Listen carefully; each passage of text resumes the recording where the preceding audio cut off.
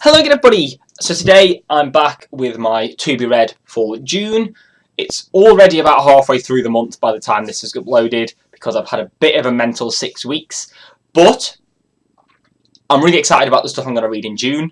I've got quite a lot to try and cram into quite a short space of time, but I really think I can do it because it's some really fascinating stuff I'm really looking forward to reading, and that's really going to drive me on to try and nail it this month. Without further ado, I'll get straight down telling you all about what I'm going to be reading in the month of June. So I'm going to start off with the non-fiction I'm due to read in June. And actually, this is the first month in a long time that I'm only planning on reading one non-fiction book, but it is a doozy. It's How Not to Be Wrong by Jordan Ellenberg. So I've already started this, I'm about 150 pages in, and I'm loving it. It's basically trying to link up, whenever you ask that question at school of, when am I ever going to use what I'm learning here in the real world? This book answers that question. It goes through all the bits of maths that you learn, things like quadratic equations and statistical analysis, and just explains how it is used in everyday life and how important it is and what purpose it's got. And it's really made me interested in maths in a way that no books really managed to before. So I'm looking forward to finishing this off. I'm really enjoying it. It's really readable, and I think it's one that's quite different, but I think I'm going to really enjoy finishing. So that's my one non-fiction, which is rare for me, but I think it's a really good one to make up for it.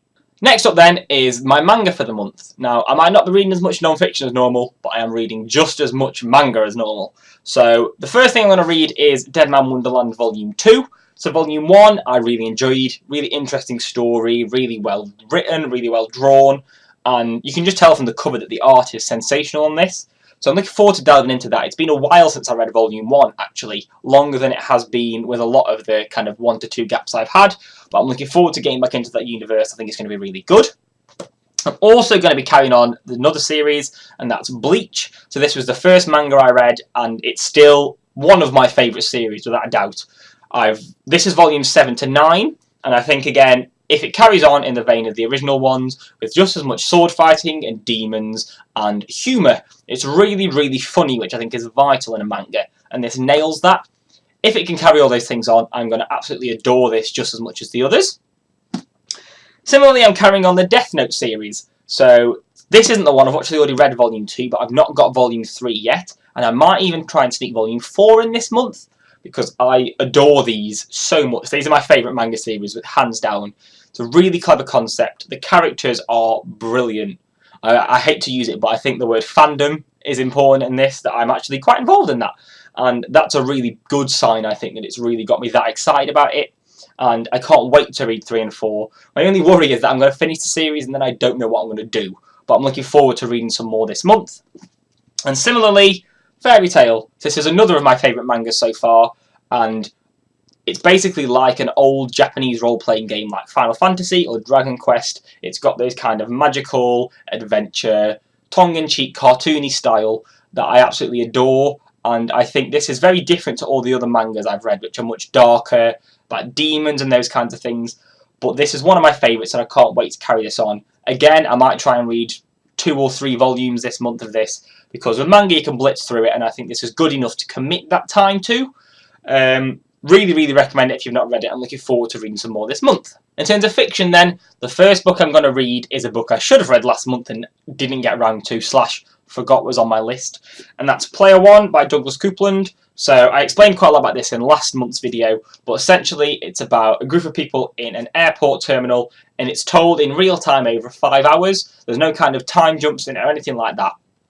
It sounds like a really interesting concept, really interesting way of telling a story, and I am actually looking forward to starting this. I just need to remember to read it this month. I'm also going to read quite a lot of Sci-Fi Fantasy this month, because I've not read as much kind of standard Sci-Fi Fantasy in quite a while.